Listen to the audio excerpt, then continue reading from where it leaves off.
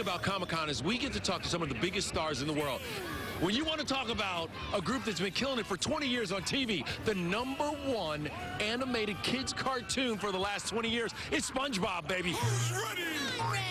Our buddies from Bikini Bottom have surfaced at Comic-Con with Nickelodeon recreating the Krusty Krab. The perfect place for me to face off with SpongeBob and Patrick, a.k.a. Tom Kenny, and Bill Fagerbakke. I'm going to challenge you guys to make some Krabby Patties. Have you ever worked in the fast food industry before? Yes, I have, my brother. You have an advantage. You get 75 seconds. We see who can build the most burgers during that time frame. It's on. Let's go! Keep going! You're the best one in the sketch. 2 seconds. Oh, no! Food down! Bam! You're both winners to me.